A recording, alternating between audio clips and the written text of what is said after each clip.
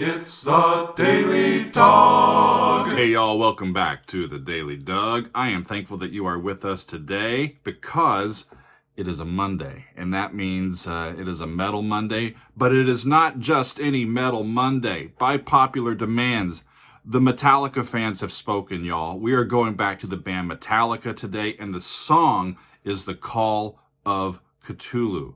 So, we've done a few now pieces by Metallica on the channel. I have enjoyed them all.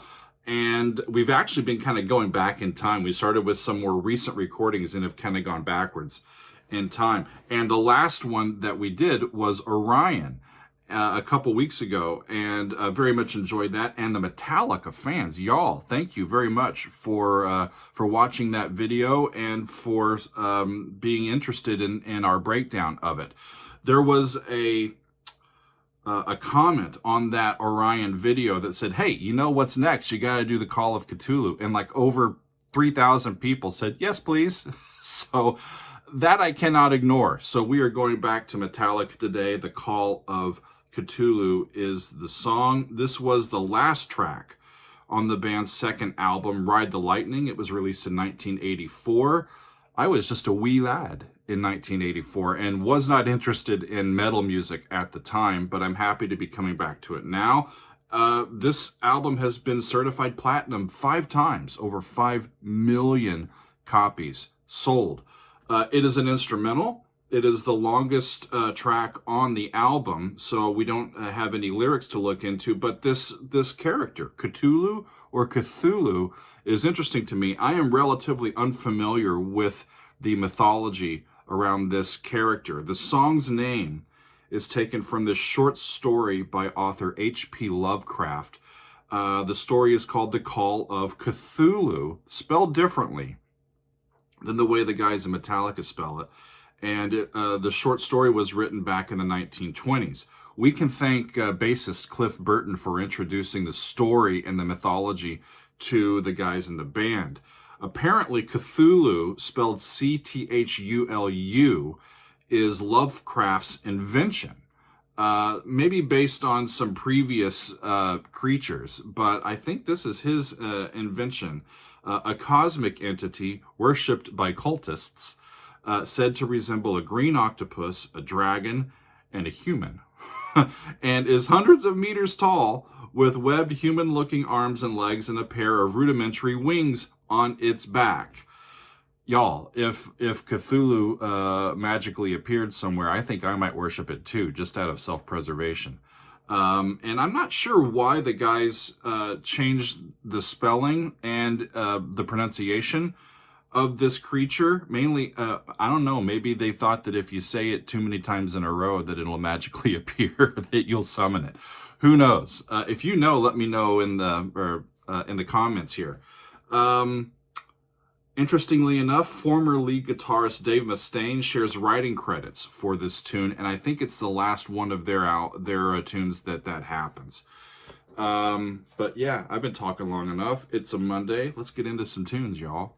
Metal Monday. We can do it. James Hetfield is on the guitar. Kirk Hammett is also on guitar, lead guitar. Cliff Burton on the bass, and Lars Ulrich on the drums. Let us see what this is all about, y'all. We're doing the studio recording. I had thought about doing the one with orchestra, the S&M concert, but a lot of people have said, no, we want you to take a look at the original studio version. So that's what we're doing.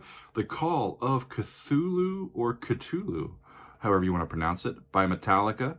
Here we go.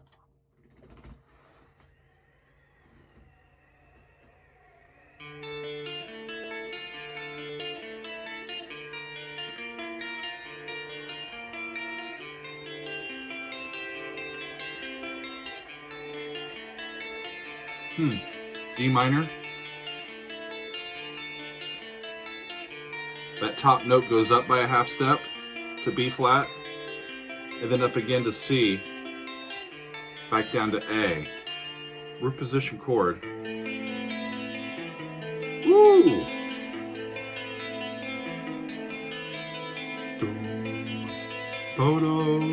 There's that root to a fifth, to a diminished fifth.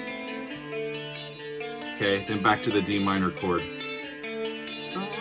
Bum, bum, A, B flat, B natural, C. All over that static D, then to the A minor chord, and the bass comes in.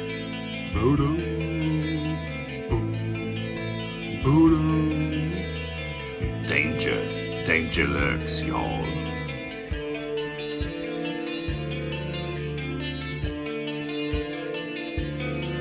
Was expecting it to be faster, but this is ominous. There they come.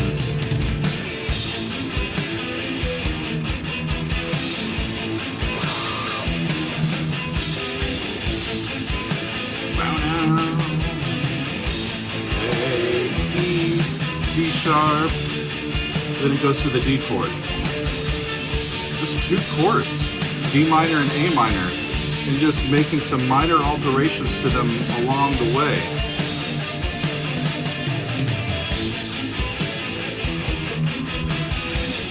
A minor becomes A diminished, and then back. And then that E flat resolves down by half step to the back to the D chord. It makes use of that flat 2 in a minor key, which we've heard in a lot of bands throughout these last weeks and months.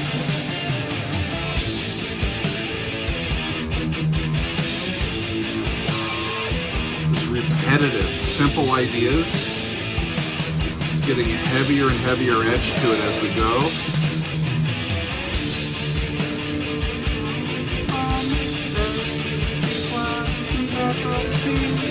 Just all over that static D minor chord.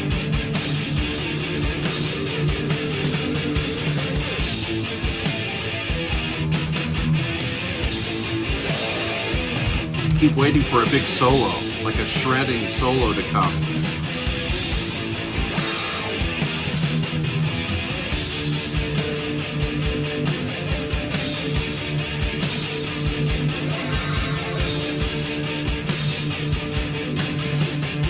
There's been some past recordings from them where up a step. Oh. Where I have been critical of the mixing of it. This sounds really, really solid.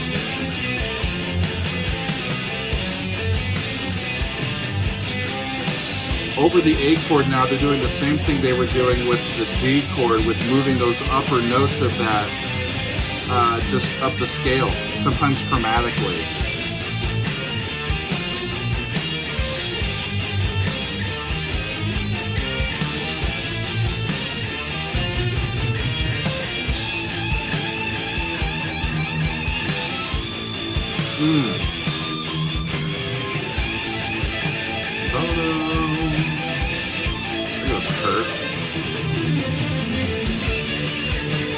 It's almost like it's halftime though. I keep waiting for it to go like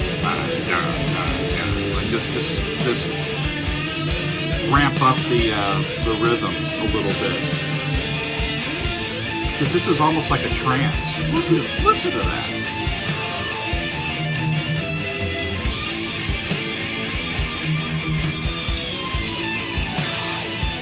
Kurt's solo, at least in my earphones, sounds like it's a bit back in the mix.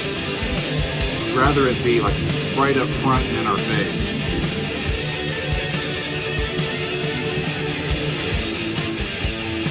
There he goes.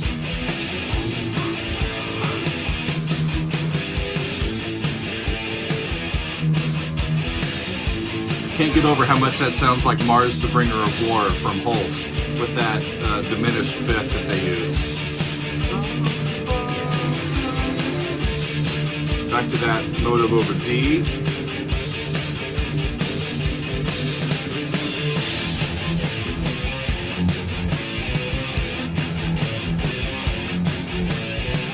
Yeah, that same. That move up over the fifth to the sixth to the sharp 6 to the 7 over that A chord, the same thing that they were doing over the D chord. The shape on the fretboard, I think, is going to be very similar, just over a different chord.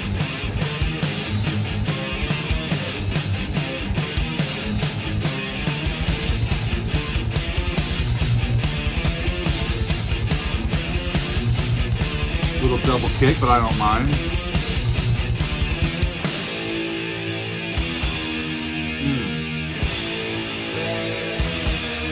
Slow it down, take the big rhythm out of it. I want to see where they go from here.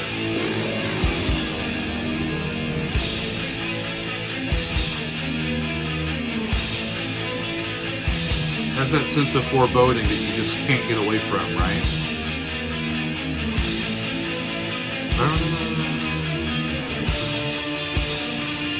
Back to D.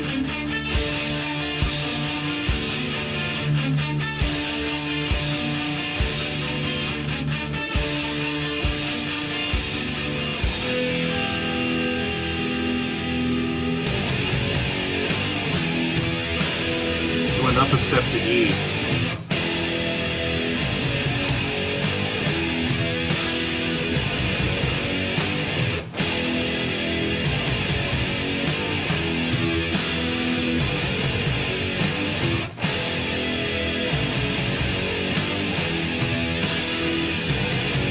There's a lot less, like, over the top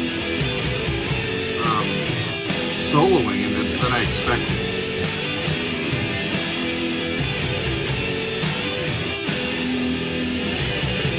Makes me want to listen to the orchestral version to see what Kamen did with this repetitive structure.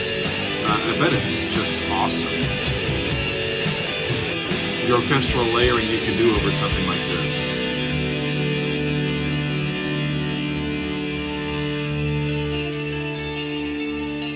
Getting near the end of the track here. And back like the beginning.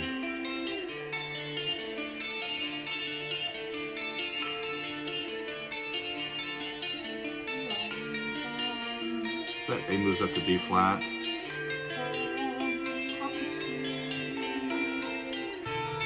Back to the D chord.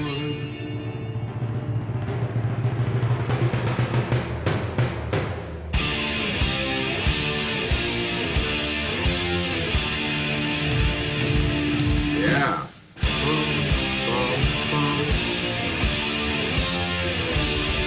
Do, te, do, le, do, me, do. At the end. All right. Whew. Awesome. Awesome stuff. Thoughts. Not what I was expecting. Really not. I was expecting something a little more shred-like.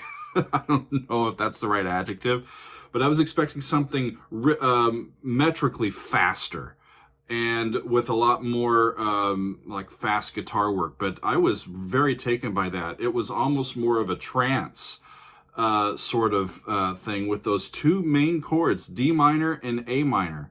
I think the piece is in D minor, and then they're making use of that minor 5, that A minor chord, and they're taking that A minor chord, the A, the C, and the E, and then they're taking that E and moving it down to E flat, and making that A chord, that minor 5 chord, into a diminished chord, which doesn't happen very often, at least in classical music, to take the dominant and turn it into, of a key, and turn it into a diminished chord. Really interesting. But it allows that E flat to then move by half step down to that D when they go back to that chord. Really, really interesting piece. Like I said, I think I'm going to go back and listen to the orchestral version with S&M to see what Kamen did with the orchestra. So cool stuff. Metallica fans, thank you for your support. Share it far and wide, and let me know your thoughts. Always like going back and hearing Metallica and seeing what they're up to. This is early in their career, and like I said, great stuff. So thanks y'all for being with me today on a Metal Monday. This has been Metallica's The Call of Ktulu. Thanks everybody. We'll see you next time on another edition of the Daily Dog.